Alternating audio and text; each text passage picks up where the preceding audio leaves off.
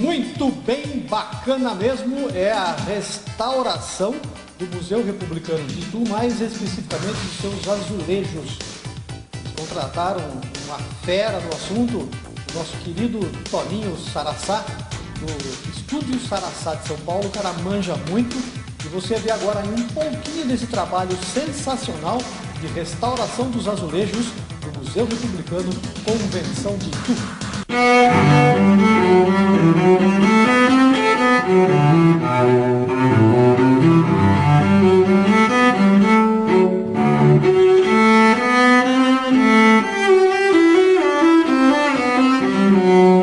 Pessoal, quem não tem história, quem não mantém, conserva sua história, não tem presente, porque não estuda o passado. Não sabendo o passado, você não vive bem o presente e o futuro seu fica bastante incerto.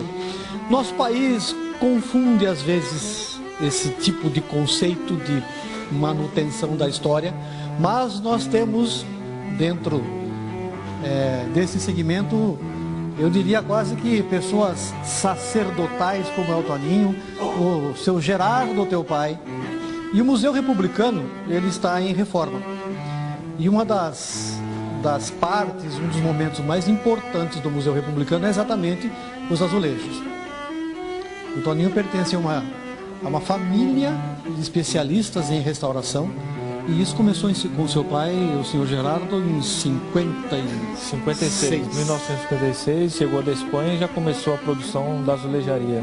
É importante que a gente fale um pouco lá do teu pai, para que você em casa perceba a importância e o grau de conhecimento do Toninho e do Marcelo, teu irmão, que é arquiteto, que está lá na escada lá também.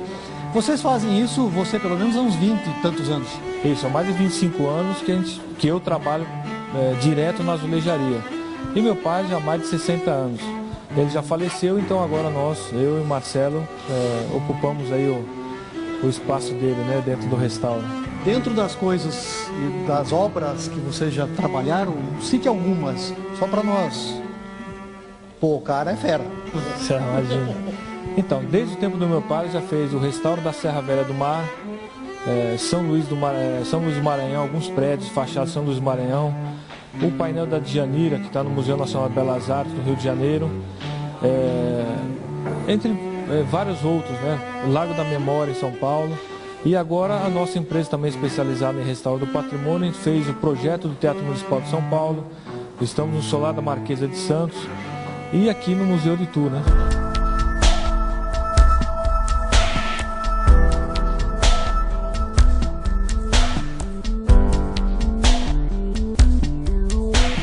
Museu de Itu, esses painéis aqui, eles chegaram mais ou menos aqui no casarão, que abriga o museu, na década de 40, alguma coisa assim, né? Isso, foi na década de 40, quando ele se torna museu, né?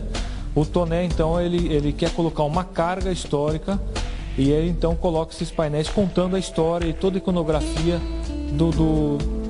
da vida de Itu, né? Exatamente. Ele encomendou esses painéis aqui, na época tinha um pintor famoso em azulejaria, que ele acabou indo buscar em São Paulo também. Isso, foi o Zani, inspirado até nos painéis de Vitor de Burgaz, no Lago da Memória. Ele já tinha essa empresa também, era o ceramista que fez toda essa reprodução dos painéis que o Toné indicava para o azulejo.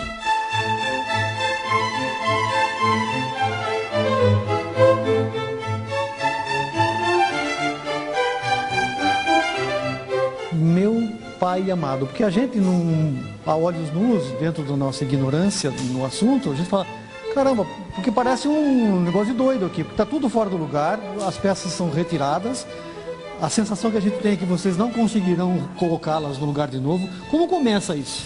Então, primeiro é feito todo um estudo, que a gente chama de danos e patologias que estão instalados no azulejo.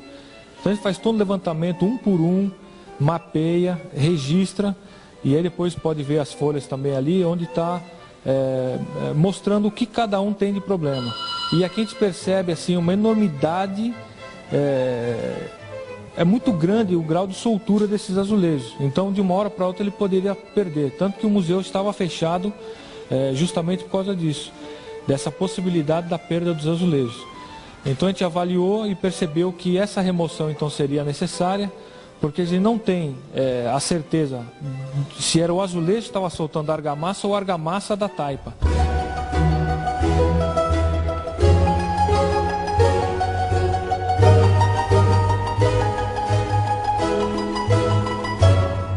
A umidade é algo que prejudica muito a manutenção dos azulejos, porque falávamos, né, que o azulejo ele é vivo, porque ele enche com a umidade, com o sol ele seca, então ele tem vida própria. E o barro interfere de uma certa forma nisso ou não? Sim, todos os materiais de construção, eles têm um comportamento que ele tem. A taipa, ela tem a necessidade de transpiração muito grande. Então os gases permeiam por ela, né? E a umidade se transformando em vapor, existe essa necessidade da troca gasosa. E o azulejo ele absorve também essa umidade. A tendência do azulejo na queima é reduzir uns 11%. E durante os anos a tendência dele também é absorver essa água e aumentar o volume. Então a gente percebe muito, principalmente nos azulejos da fachada, esse processo de dilatação, né? E isso ocorre também o cisalhamento, a soltura dos azulejos e até a quebra desses azulejos.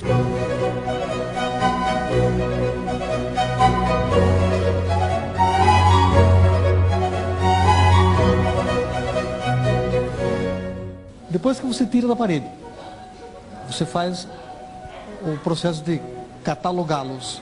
Você vai para uma limpeza, essa limpeza você fará aqui em Itu mesmo? Não, essa limpeza vai para São Paulo, a gente trabalha na oficina. Alguns azulejos eles têm que sofrer um banho, porque ele tem migração de sal e esse sal ele pode expandir e quebrar o azulejo, né? Entrar nas microfissuras. Então ele recebe um banho para dessalinizar. É feito toda uma remoção das sujidades, gorduras, né? Aquelas trincas, tem várias micro trincas, a gente também por trás consolida com uma resina. Então é feito todo um trabalho lá em São Paulo de contenção dessas patologias. E depois ele volta aqui só para fazer o reassentamento.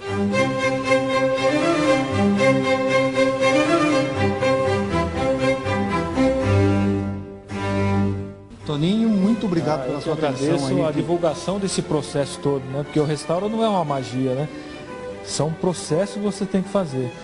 Então isso também vai ser contado junto com a história toda do professor Jonas e tudo vai ser integrado esse estudo, levantamento de patologia junto com a história de cada painel. Isso que é importante, né? A integração e o restauro é multidisciplinar, né?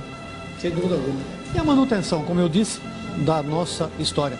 Ô Marcelo, dá um alô aí assim, só para... Aquele é o Marcelo, viu? Também é outro doido.